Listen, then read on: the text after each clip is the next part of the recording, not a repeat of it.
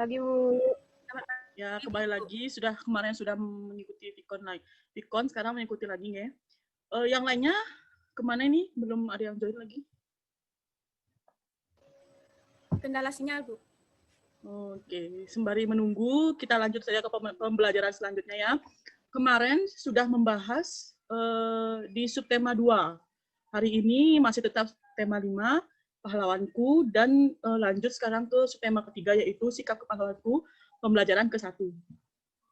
Sebelum mulai pembelajaran, ada yang mau memimpin doa terlebih dahulu? Ratna bisa memimpin doa? Bisa, Bu. Oke, silakan dipimpin doanya. Baik. Sebelum kita melakukan pembelajaran pada hari ini, ada baiknya kita berdoa terlebih dahulu. Berdoa dimulai. Berdoa selesai. Oke, terima kasih Ratna. Baik, Bu. Nah, mengingat pembelajaran sebelumnya, kemarin kita sudah membahas tentang pahlawan-pahlawan dari Hindu. Hari ini adalah pembelajaran pahlawan Islam dan Buddha. Nah, ya, untuk pembelajaran hari ini, Ibu langsung tampilkan medianya saja. Di sini Ibu menggunakan media pembelajaran yaitu PowerPoint. Ya, langsung tampilkan saja. Apakah sudah terlihat? Sudah terlihat atau belum? Sudah. Sudah. Baik, langsung saja ya. Pembelajaran yang pertama itu mengetahui sikap dan kepribadian pahlawan raja-raja di masa Hindu dan Islam. Nah, di Indonesia mempunyai pahlawan-pahlawan nasional yang berjuang untuk merebut dan mempertahankan kemerdekaan. Kalian pasti tahu banyak sekali pahlawan dari berbagai wilayah di Indonesia yang berjuang demi kemerdekaan dan kemajuan negara kesatuan Republik Indonesia.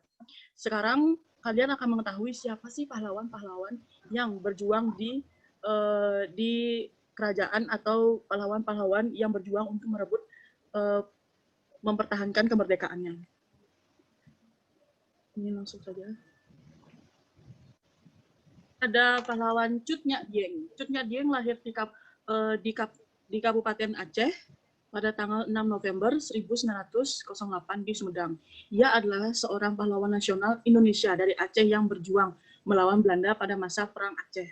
Selanjutnya, ada si Singamaraja, yaitu lahir di Bangkara pada tanggal 18 Februari 1854 dan meninggal dunia di Dairi pada tanggal 17 Juli 1907. Ia adalah seorang Raja Negeri Toba, Sumatera Utara, pejuang yang berpegang melawan Belanda.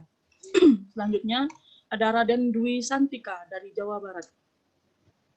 Nah, Raden Dwi Santika ini lahir pada tanggal 4 Desember 1884 dan meninggal pada tanggal 11 September 1947. Ia merupakan salah satu yang merintis pendidikan untuk perempuan Indonesia. Selanjutnya ada Bung Tomo. Nah, Bung Tomo yang biasa dipanggil Sutomo adalah Bung Tomo ini lahir pada tanggal 3 Oktober dan meninggal di Padang, Arab Saudi pada tanggal 7 Oktober 1981 pada umur 61. Bung Tomo adalah yang dapat dinobatkan sebagai pahlawan dari Jawa Tengah. Masih banyak lagi seperti ada Pangeran Antasari, selanjutnya ada Patimura, Pangeran Diponegoro, dan Silas Papare. Dari beberapa pahlawan-pahlawan yang tadi Ibu sebutkan, kita akan mengenal salah satu pahlawan dari gambar tersebut. Pahlawan Bung Tomo yang biasa disebut dengan Sutomo.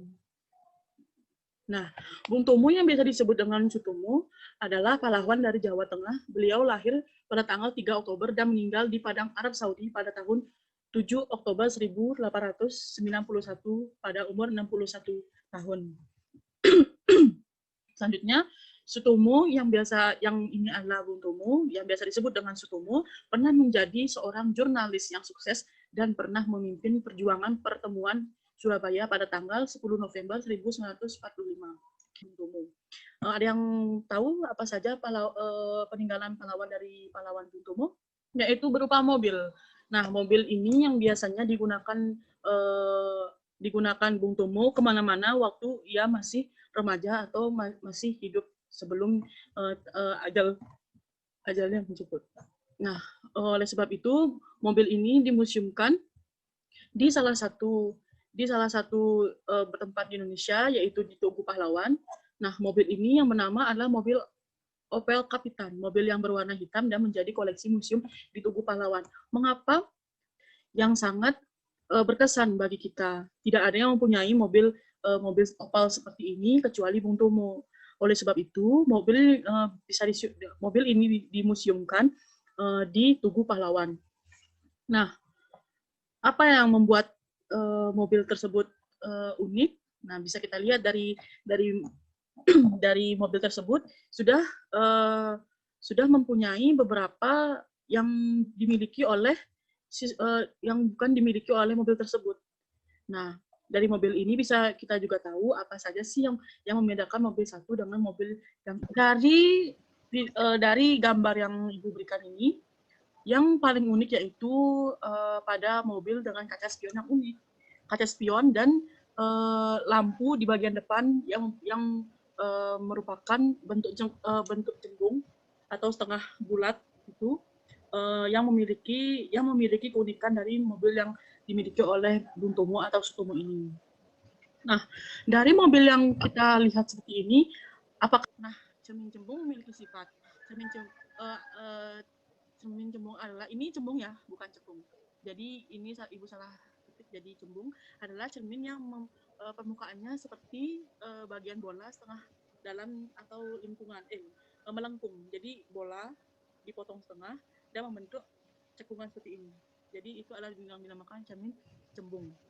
Nah, sifat cermin cembung itu ada 3. Yang pertama, cermin cembung bersifat mengumpulkan cahaya atau disebut dengan konvergen. Yang kedua, karena sifatnya yang mengumpulkan cahaya, nilai fokusnya positif. Yang terakhir yaitu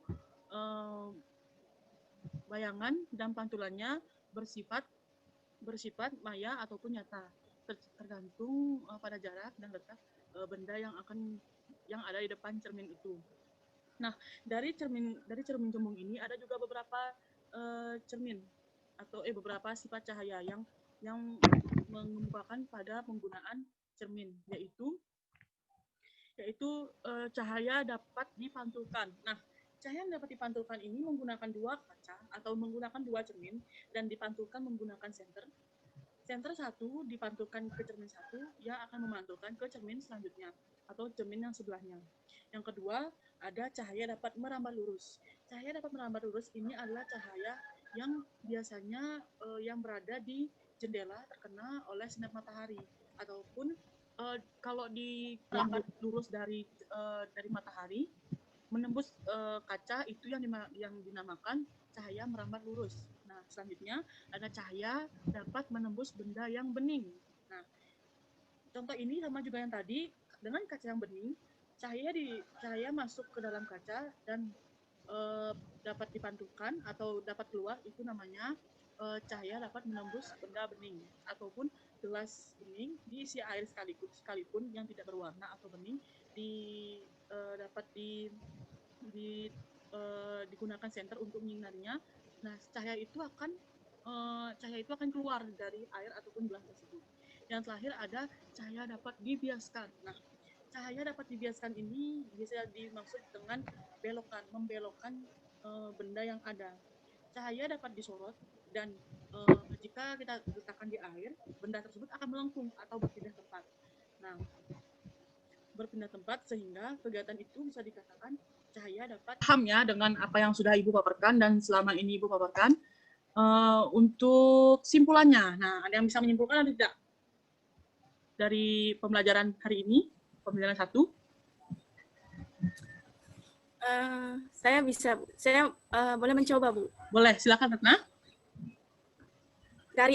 Dari awal berarti, Bu, ya? Boleh, silakan. Tadi saya dapat simpulkan, tadi kita belajar tentang pahlawan-pahlawan Indonesia yang ada di Indonesia yang sangat memberikan kita semangat untuk melihat perjuangan mereka. Dan selanjutnya yaitu tentang tentang benda yang unik yang ditinggalkan oleh Bung Tomo seperti mobil dan kaca spion.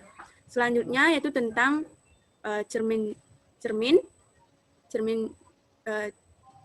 terus bagaimana tentang cahaya bisa dibiaskan, bisa merambat lurus, menembus benda bening, dan sebagainya.